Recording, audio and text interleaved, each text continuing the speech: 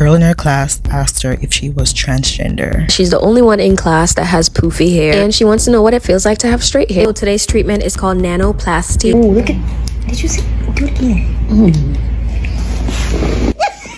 My daughter, she be thinking that she got, that good hair. Like, no, girl, your hair's gonna look like a damn Brillo pack. And if you are going to lay down and have a child, the least you can do is unlearn some of that self-hating behavior. Do y'all wear any other hairstyles besides ponytails and barrets? Yes. So how often do y'all wear bows and barrets? Not often. She's teaching them that their appearance is what will keep them in a child's place and that their beauty doesn't matter. So she's not really aiding into their confidence. And see, a child that lacks confidence will try to find love in places that they shouldn't be finding love in. I am so sorry that you find the most valuable part of your body to be the shallow hole in between your legs and not the brain in which God gave you. So there's 4 mothers with different responses to their daughter's natural hair concerns. And the internet is divided on whether or not these mothers' responses are fueled with self-hate or just a mother's protective instincts. So you and I are going to go through each one of these and try to figure out what is actually happening. Starting with the girl that was told that she looks transgender for wearing this hairstyle. Yep, this is me removing my daughter's hairstyle after 2 days of her wearing it. A girl in her class asked her if she was transgender. And this definitely broke my heart because she's on this natural hair journey. She's been doing a lot of researches about hair porosity and stuff like that. And she wanted to embrace her natural hair. And that's what she was asked. We emailed the principal that same day and we set up a meeting and it was resolved because we were not about to just let this slide. They have to know that, listen, don't play with my child. I remember back then when I was going to school, my mom would probably come to the school and fight somebody. Okay? I'm just really hoping that this doesn't affect her in a way where she doesn't love her natural hair anymore. Hope she can continue on this natural hair journey. We are trying our best as parents to continue pouring into her and remind her of how beautiful her hair is, how beautiful she is. I gave her the option to do a different style, and so she chose to do the rat set in the back, like a half rat set, half cornrows on the front. Did I do the right thing with changing the style? I don't know. I just wanted her to be comfortable at school, and so we decided to do the rat set with the cornrows in the front, which is still a natural style because we're not about to put in extensions just because they said something bad about her hair. Kids can be so mean at times, and a lot of times it's jealousy. So I just let her know, don't let none of them try to steal her shine. I honestly changed it based on what my daughter requested because at the end of the day, her comfort is most important to me. When we did the first style, I don't think she was as comfortable with the style because she's not used to her hair looking like that. But it was her request because, as I said, she's trying to embrace her natural hair and try new stuff. So I don't think she imagined it looking the way it looked on her, but we tried to reassure her that it was cute because it really was cute. It was just not the norm. And at some point, I actually was blaming myself because as a braider, I'm quick to put some braids in her hair because, braids last longer and I don't have time to be doing her hair all the time. But I decided to be very intentional about helping her with doing all these natural styles. Whatever style she brings to me, I'm just going to help her to do those styles. This one was definitely a win, so I think we're going to be doing a lot more rod sets going forward. So cute. Your name and age and when. Someone's happy. My name is Jada, I'm 26. And that beautiful smile right there is all that matters to me.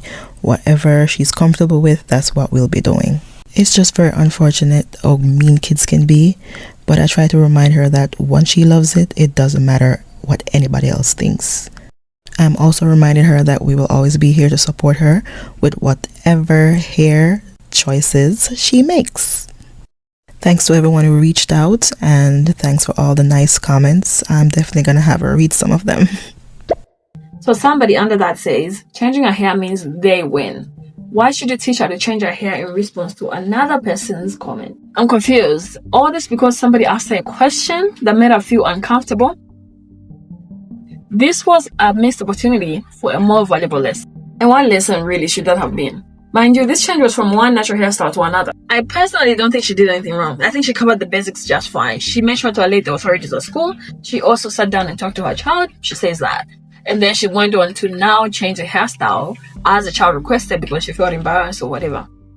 And she didn't change it drastically to something very different. It was literally almost the same hairstyle, just different curls, bigger curls. The most important part of this, to me, would be making sure that the child's emotional safety is secured without risking her identity as well. And I think she did a perfect job at that. It's not about proving a point at this point. It's just making sure that your child is okay, but also not risking an erasure to her identity. So keeping the hairstyle could have just felt like being forced back into the same experience. Because kids don't change overnight. It doesn't matter whether you talk to the parents talk to them. They'll just find a way to bully you in a way that makes you more silenced this time. That way you're not even telling anyone about it because nothing is happening anymore. But I also do hope that this is not the last time she's doing her natural hairstyle that way. If she actually likes it, especially if she actually likes it.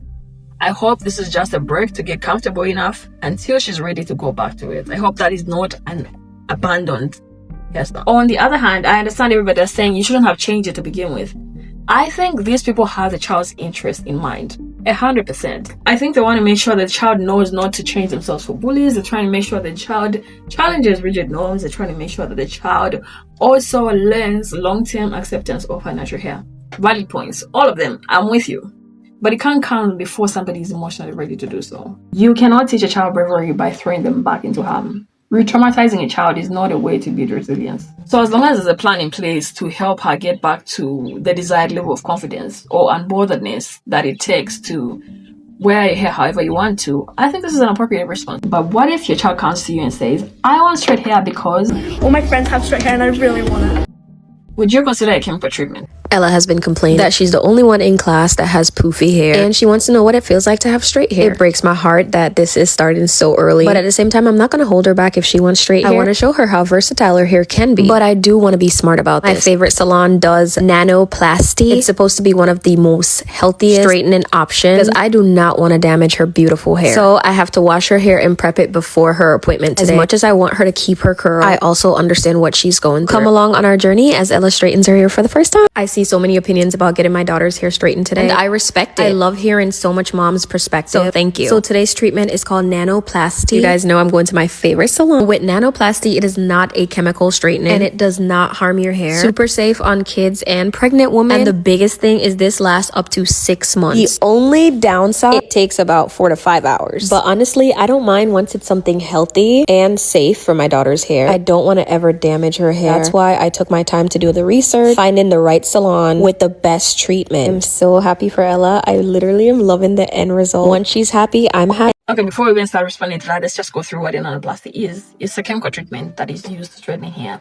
It uses amino acids, some protein as well, but it uses amino acids that go into the hair, inside the cortex itself, to rearrange the sapphire bones.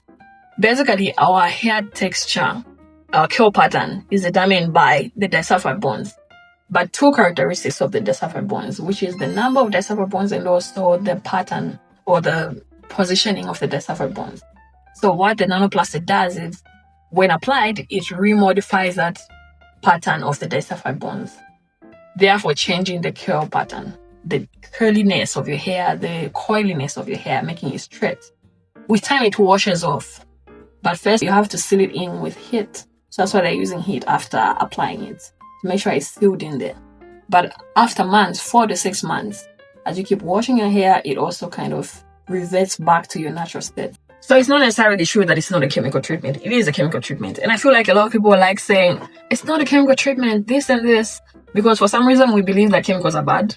That's not true at all. If I do anything, you need some chemicals in your life.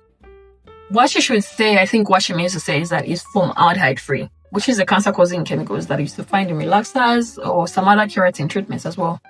That is what she means, I think, but it's not a chemical treatment. It's just formaldehyde free.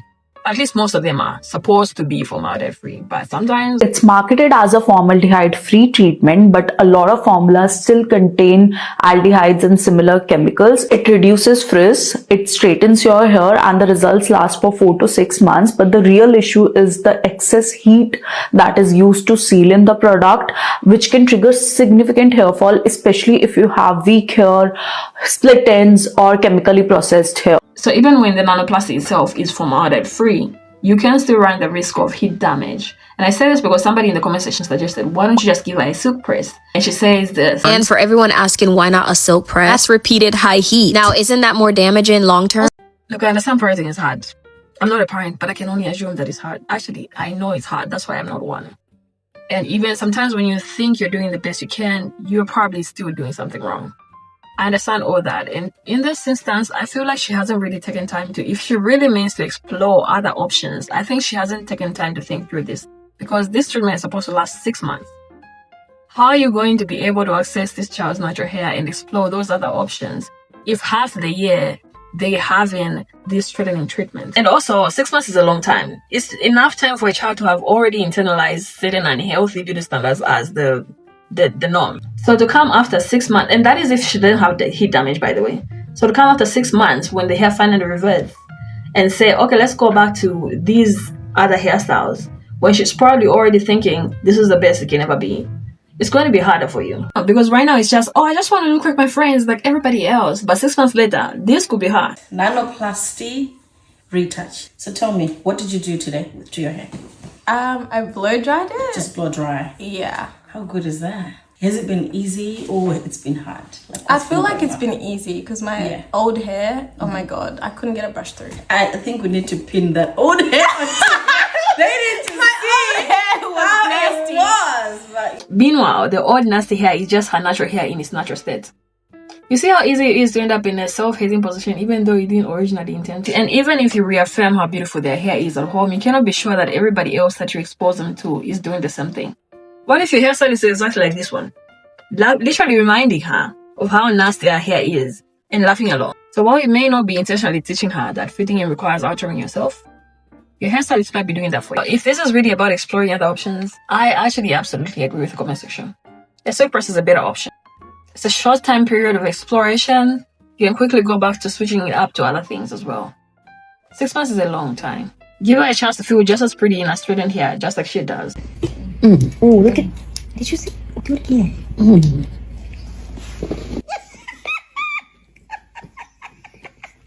Do what I do. Okay, let's do it.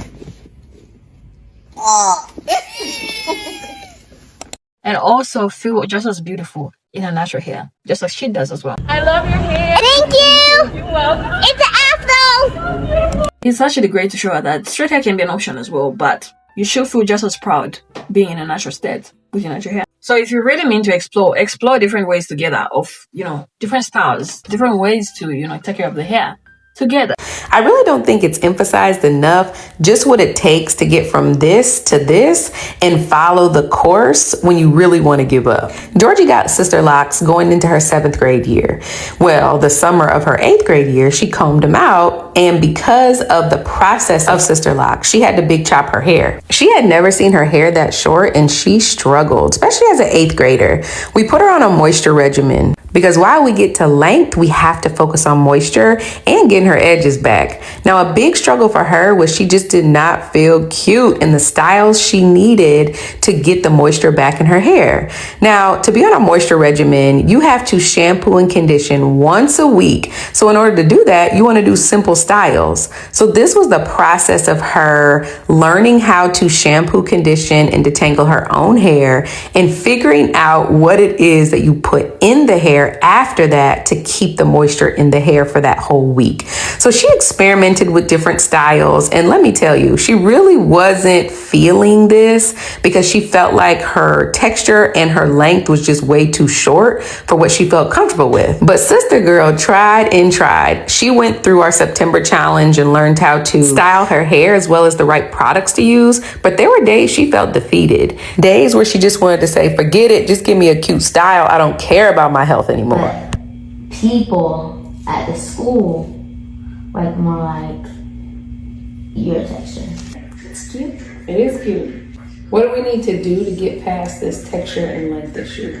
Just show up and be confident. That's it. Now we know that's easier said than done, and she did not like her wash and go, so she went back to her twist, but she tried it, and she continued to do different things until she got comfortable with it, until she actually started seeing results. When she started seeing those results, then she started really getting the grasp of why it's so important to take care of her natural hair and why it's important for her to learn it for herself and have her own hands in it because she understood the process. And then I'm here to support her and teach her along the way. I don't feel like doing them again because I feel like they never stay. So, yeah, I might just quit the edges. I might just shave them off. Okay, well, she didn't shave them off, but you can see she drew back so much on them because she was able to see what damage they were doing to her hairline. And what I was saying to her was finally starting to make sense. So moms, don't give up. Keep encouraging your daughters. Keep showing them that they're beautiful in their natural way. And I guarantee it will pay off. Girl. So while affirming is actually beautiful, actually trying is important. Another very important part of this is representation. Somebody in the comment section says, I'll stop wearing straight wigs. Why don't you wear your natural hair in front of her? That creates confidence. You are her example of beauty. And yes, most of our TikToks are usually in a straight wig or some braids of some sort. But she says, don't judge me by my social media. Some of y'all watch one video and decided you know my whole relationship with my natural hair. I see a lot of black moms press their daughters' hair all the time without this much backlash. Oh yes, sometimes it definitely feels different when you have mixed hair. At the end of the day, I'm raising a confident little girl who knows she's beautiful in every step. That's the goal. But if we're being honest, even outside of parents' influence, there's also television, which in my opinion could do a much better job with representation of natural hair. Constantly treating an afro like it's something that needs fixing is problematic. A catastrophe. What happened to my hair? Normally it's straight. I was just walking down the hall when poof, my whole head of hair puffed up just like that. And even outside of parents and television, some of you are also the problem. Because you keep doing silly self-humiliating trends all the time. First you started with POV, you're optionally chopped. Now it's 1 minute I'm the Shan, next minute I'm the Shan Yoko. Meanwhile, all you're doing in this trend is literally just showing a girl in a natural hair as ugly, transitioning into a bust down or some braids of some sort as the upgrade. Optionally chopped. She's optionally chopped. It's just texturism and you don't have makeup on. It was never giving optionally chopped. You just have 4C hair and then now you're wearing braids and you feel like you look better because you don't have your hair out. And some of you have so much hate for your natural hair that it's not just your natural hair that you hate. You're also hating on behalf of others. Because tell me why there's so many negative comments in this woman's comment section. Simply because she decided to give her children, her twin girls that are 11 years old, a little hairstyle that is actually age appropriate. What's your name? Elena. What's your name? Alea. And do y'all get bullied or picked on about y'all ponytails with barrettes? No. Do anybody make y'all feel sad about y'all ponytails and barrettes? No. Are you guys happy with your ponytails and barrettes? Yes, ma'am. Do y'all wear any other hairstyles besides ponytails and barrettes? Yes. Like what? Braids and crochet. And what? Braids and crochet. And you love you a crochet, don't it? And what's your favorite? The crochet. Yes. So how often do y'all wear bows and barrettes? Not often, for real. How often do you wear bows and barrettes? Sometimes, like, here and there. Okay. And the comments? I hear when parents refuse to let their children grow up. This is actually bullying. Yeah, they are going to be sneaky. My daughter is 11 and she wants knotless with boho. Now, could the children be pretending to like the hairstyle? Yes. Children do that all the time. Depending on the kind of parent you are, maybe they just don't like it, but they will say they like it anyway because they don't want to get in trouble. That is also true. Because they initially requested a bob hairstyle and the mother ended up doing this one instead. So I don't know. Maybe they like it, maybe they don't. But that's besides the point. The argument is that the hairstyle is too childish for an 11-year-old. Like 1 to 11 is too childish for them. And I'm not sure if I'm just not too woke enough for this. But the think pieces being made about this, the correlations. Are you okay? The twins that's wearing the bobos and barrettes at 11 years old, it's not about them wearing bobos and barrettes because they think that's a cute hairstyle. Their mother has put in their head that that's going to keep them in a child's place. Even though they're rapping some song that does not fit the hairstyle, it looks just like crazy, right? And so she's not teaching them to have self-respect coming from inwards and like teaching them to love themselves and to really not want to grow up fast because they have morals and values. She's teaching them that their appearance is what will keep them in a child's place, and that their beauty doesn't matter. So she's not really aiding into their confidence. And see, a child that lacks confidence will try to find love in places that they shouldn't be finding love in. And see, we see this reoccurring cycle in the Black community where young black girls, they make a lot of mistakes young because their mothers never taught them to love themselves. They taught them that you really shouldn't love yourself because you that's not important, right? Staying in a child's place, knowing who run you is important. So they'll go find a man that tells them what to wear, how to do it, what to do, when to do it, why to do it, right? That'll just control them. Now look at their mother. Their mother is on her 7th baby with how many men? She's not married, right? So she's their first bad example, okay? And so what she's teaching them is that your appearance doesn't matter, right? Building confidence is not really a big deal in her household. And that laying on your back and having 7 kids without being married, putting your fucking electricity bill on a payment plan while there's a grown man living in their household, that is actually what's going to keep them in a child's place. That's going to create them to either resent her or be exactly like her, okay?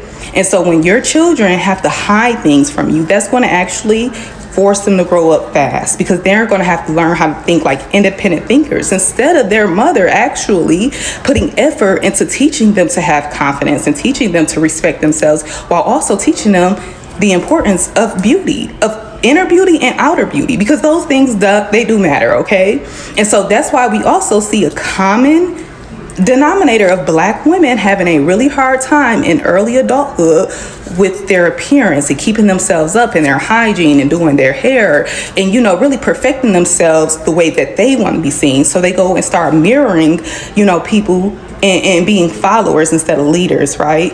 But their mother, she doesn't even know how to be a leader. She doesn't know where to start, and she thinks that watering her daughters down is going to keep them beneath her, because she's the queen bee in her household, but she's not that leveled up. So she wants to make sure that they're not above her, right? They don't ever smell themselves where they have to question her and her decisions and what she's forcing them to be and exist as, and how they should feel about themselves. And this is not projection. It's very common for Black women to try to break the confidence in their daughters with the intentions of keeping them young, keeping them pure, keeping them in line, when in reality it harms them more than help them.